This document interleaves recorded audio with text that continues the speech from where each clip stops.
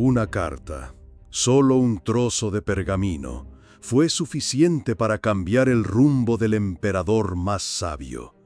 Nadie lo vio venir, pero ese mensaje lo quebró por dentro.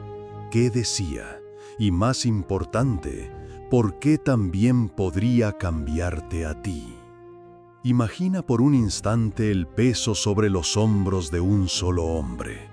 No un hombre cualquiera, sino Marco Aurelio, el emperador de Roma, el filósofo en el trono, el comandante de las legiones más poderosas que el mundo había conocido. Su imperio se extendía desde las brumosas tierras de Britania hasta los desiertos ardientes de Siria.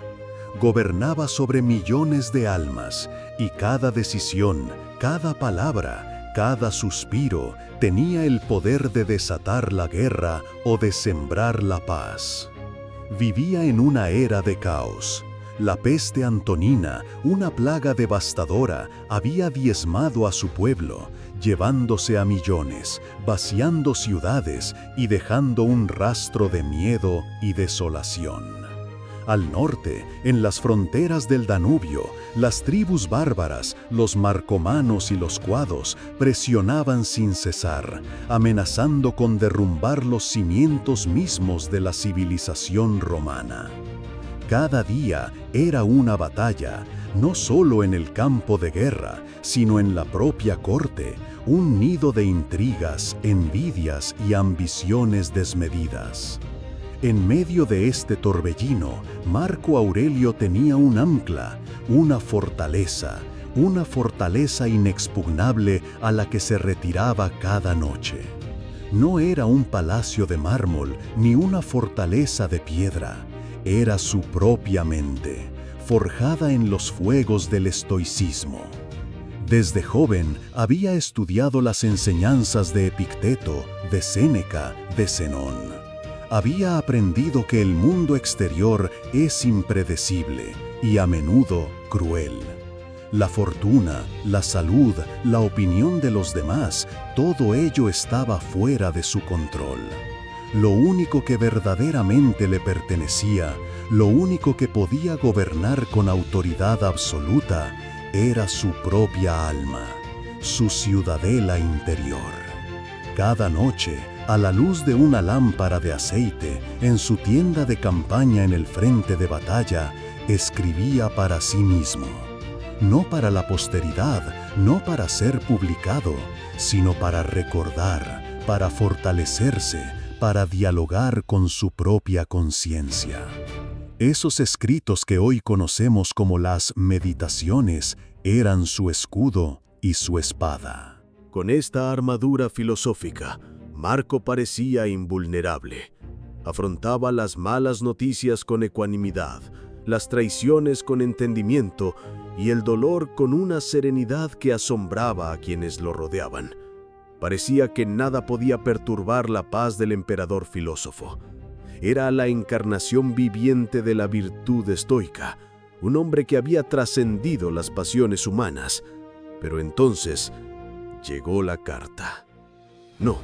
No fue una carta física entregada por un mensajero jadeante.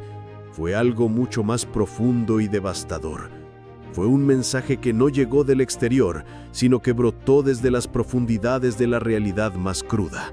Una noticia que sacudió los cimientos de su confianza y puso a prueba cada uno de sus principios hasta el punto de ruptura. El año era 175. Marco Aurelio se encontraba en Panonia, dirigiendo personalmente la larga y agotadora campaña contra las tribus germánicas. Llevaba años en el frente, lejos de la comodidad de Roma, compartiendo las penurias de sus soldados. Su general más brillante, su hombre de confianza en el este, era Cayo Avidio Casio. Un sirio de nacimiento, Casio era un militar formidable, aclamado por sus victorias en Partia y sofocar una peligrosa revuelta en Egipto. Marco le había concedido un poder inmenso, el gobierno de todas las provincias orientales. Confiaba en él, no solo como un subordinado, sino casi como un amigo, un pilar sobre el que se sostenía la estabilidad del imperio en esa región tan volátil, Y entonces el rumor se extendió como un veneno por el campamento. Primero susurros, luego informes fragmentados. Finalmente, la confirmación brutal. Avidio Casio, su general más leal, se había autoproclamado emperador. La noticia se basaba en una mentira. Se había difundido el falso rumor de que Marco Aurelio había muerto. Casio, viendo su oportunidad, se había ceñido la púrpura imperial y las legiones de Egipto, Siria y Judea lo habían aclamado como su nuevo soberano. Este fue el mensaje. Esta fue la carta no escrita. Una traición de proporciones épicas.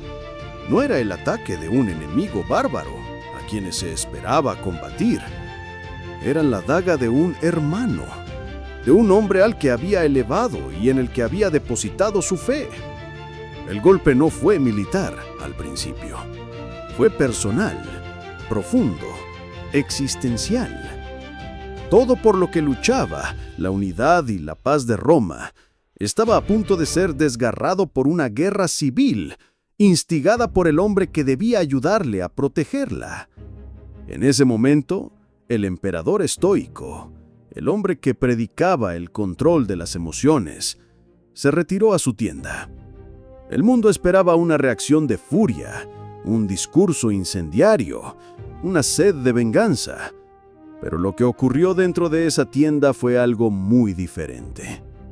Fue allí donde Marco Aurelio se enfrentó al verdadero mensaje. Fue allí donde se quebró. Pero no se quebró en 1000 pedazos de desesperación. Se quebró como se quiebra una presa para liberar una nueva corriente de entendimiento. Se rompió la coraza de la teoría filosófica para dar paso a la cruda y dolorosa práctica. Y en esa soledad, a la luz temblorosa de la vela, escribió la verdadera carta, la que importaba, una carta a sí mismo, un pasaje en sus meditaciones que revela la anatomía de su alma en ese preciso instante. No la escribió con ira, sino con una claridad asombrosa, casi quirúrgica. Se obligó a mirar la traición de frente, a despojarla de su carga emocional y a analizarla bajo la fría luz de la razón estoica. Podemos imaginar sus pensamientos, que luego plasmaría en su diario. Al amanecer, se diría a sí mismo: repite para tus adentros, me encontraré con un indiscreto, un ingrato, un insolente, un mentiroso, un envidioso, un insociable. Esta no era una frase nueva para él, la había escrito antes, pero esa noche, esa frase tenía un nombre y un rostro: Avidio Casio. Ya no era una abstracción filosófica, era una herida abierta. Continuó su diálogo interno, forzándose a aplicar el antídoto. Todo esto les acontece por ignorancia del bien y del mal, pero yo que he observado que la naturaleza del bien es lo bello, y que la del mal es lo vergonzoso, y que la naturaleza del propio ofensor es pariente de la mía, no puedo recibir daño de ninguno de ellos, pues nadie me cubrirá de vergüenza. Imagina la fuerza mental necesaria que en el momento de la más amarga traición, no culpar al traidor, sino diagnosticar su ignorancia. No sentir odio, sino una especie de compasión trágica. Esta fue la primera parte de la carta, el diagnóstico.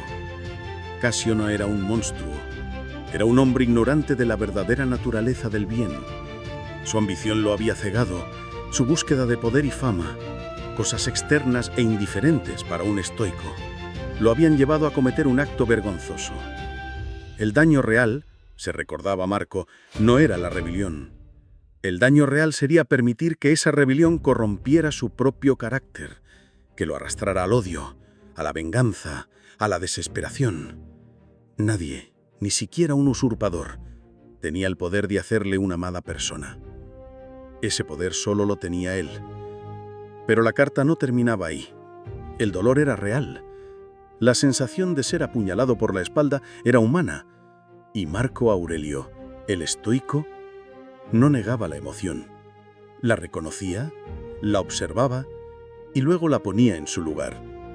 Escribió sobre la fugacidad de todo, una meditación que en ese momento debió sentirse increíblemente potente. Pensó en Pompeyo, en César, en Alejandro Magno. ¿Dónde estaban ahora? ¿Dónde estaban sus glorias y sus imperios? Polvo y leyenda.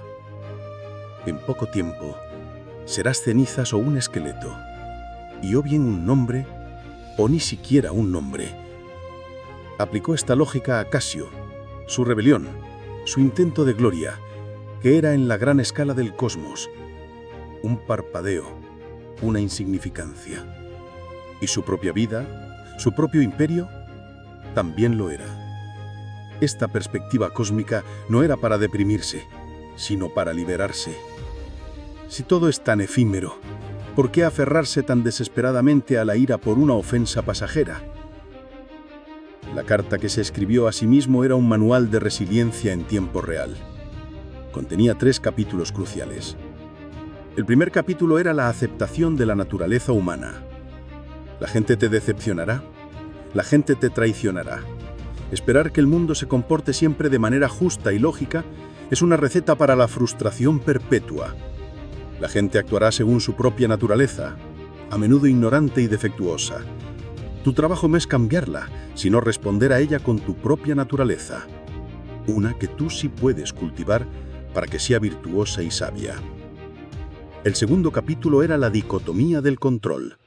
¿Puedo controlar que Casio se haya rebelado? No. ¿Puedo controlar los ejércitos que lo siguen? No directamente. ¿Puedo controlar los rumores y el pánico? No. ¿Qué puedo controlar aquí y ahora, en esta tienda? Mi juicio sobre este evento, mi respuesta emocional, mis próximas acciones. Todo el poder del universo, se recordó, residía en ese pequeño espacio entre el estímulo, la traición y su respuesta. Y en ese espacio, él era el único emperador. Y el tercer capítulo, el más difícil y el más sublime, era el de la virtud como único bien. La verdadera victoria no era aplastar a Casio en el campo de batalla. La verdadera victoria era salir de esta prueba siendo un hombre mejor. Un hombre más paciente, más comprensivo, más magnánimo. La traición de Casio no era una catástrofe, era una oportunidad que el universo le presentaba para practicar la filosofía que había estudiado durante toda su vida. Era su examen final. Cuando Marco Aurelio salió de su tienda, no era un hombre quebrado por la desesperación. Era un hombre que había sido quebrado y reconstruido, más fuerte que antes. Se dirigió a sus soldados, no con palabras de odio, sino con una tristeza solemne. Según el historiador Dion Casio, su discurso fue extraordinario. Expresó su pesar no por el peligro que corría él, sino por la perspectiva de una guerra civil que costaría vidas romanas. Habló de Avidio Casio con pena, como un amigo que se había perdido, y entonces dijo algo que dejó a todos atónitos. Dijo que su único temor era que Casio se suicidara o fuera asesinado antes de que él, Marco, tuviera la oportunidad de enfrentarlo. No para castigarlo, sino para perdonarlo, para mostrarle clemencia y demostrar al mundo que las ofensas personales podían ser superadas por la razón y la virtud. Esa era la respuesta nacida de la carta. La traición le había dado la oportunidad de ser magnánimo, y él la tomó. Al final, la rebelión de Casio se desmoronó. Fue asesinado por uno de sus propios centuriones, negándole a Marco la oportunidad de concederle el perdón en persona. Pero Marco honró su palabra. No persiguió a la familia de Casio. De hecho, protegió a sus hijos y se aseguró de que no sufrieran por los errores de su padre. Quemó la correspondencia de Casio sin leerla, para no saber quién más había estado implicado en la conspiración, evitando así una purga sangrienta. La carta que casi lo quiebra, al final lo definió. Reveló que su estoicismo no era una pose académica, sino una herramienta viva y poderosa, capaz de transformar el veneno de la traición en el antídoto de la virtud. Ahora detente un momento y piensa en tu propia vida. Quizás no seas el emperador de Roma. Quizá tus batallas no se libren en las fronteras del Danubio. Pero todos, sin excepción, recibimos estas cartas. Todos nos enfrentamos a nuestros propios Avidios Casios. Puede ser una traición de un amigo en quien confiaba ciegamente. Puede ser un socio de negocios que te estafa. Puede ser una pareja que rompe tu corazón. Puede ser un jefe que se atribuye tu trabajo. Puede ser una crítica injusta que ataca tu carácter. Puede ser una enfermedad inesperada, la pérdida de un trabajo o un sueño que se derrumba. Estos son los mensajes que nos llegan sin previo aviso. Estos son los momentos que nos quiebran por dentro. La pregunta que la historia de Marco Aurelio nos plantea, con una urgencia que atraviesa los siglos, es: cuando recibes esa carta, ¿qué haces? ¿Permites que su veneno te consuma? ¿Te ahogas en la ira, la amargura, el deseo de venganza? ¿Dejas que el acto de otra persona dicte tu paz interior y te convierta en una versión más pequeña y resentida de ti mismo? Esa es la reacción instintiva, es la reacción fácil, y es una prisión. O haces como el emperador. Te retiras a tu propia tienda, a tu ciudadela interior, y escribes tu propia respuesta. Escribir tu propia carta significa, primero, pausar, no reaccionar impulsivamente, darte el espacio para respirar y observar la emoción sin ser secuestrado por ella. Segundo, significa analizar la situación con honestidad brutal, como lo hizo Marcos. Reconocer la naturaleza de la ofensa y la naturaleza del ofensor. Quizás, como Casio, actuaron por ignorancia, por miedo, por ambición, por sus propias debilidades. Esto no excusa el acto, pero te libera de la carga de tomarlo como algo puramente personal. Tercero, significa reenfocarte en lo que puedes controlar. No puedes borrar lo que sucedió, no puedes cambiar a la otra persona, pero puedes controlar tu juicio sobre el evento y, sobre todo, tus próximas acciones. Cada crisis es una bifurcación en el camino de tu carácter. Un camino te lleva al resentimiento, el otro a la resiliencia. Tú eliges cuál tomar. Y cuarto, significa buscar la virtud en la adversidad. Pregúntate, ¿qué oportunidad me ofrece esta situación para ser mejor? ¿Puedo practicar la paciencia? ¿Puedo encontrar la fuerza para perdonar, no por el otro, sino por mi propia paz? ¿Puedo demostrar coraje y levantarme de nuevo? ¿Puedo transformar este dolor en sabiduría? La carta que recibió Marco Aurelio fue un mensaje de traición, pero la carta que él se escribió a sí mismo fue un manifiesto de poder interior, un recordatorio de que, sin importar cuán caótico sea el mundo exterior, el santuario de nuestra mente, nuestra capacidad de elegir nuestra respuesta, permanece inviolable. La próxima vez que la vida te envíe un mensaje devastador, recuerda al emperador en su tienda. La verdadera prueba no está en el contenido de la carta que recibes, sino en la calidad de la respuesta que eliges. Esa respuesta es la que define quién eres realmente. No eres la suma de las cosas que te suceden, eres la suma de cómo eliges enfrentarlas.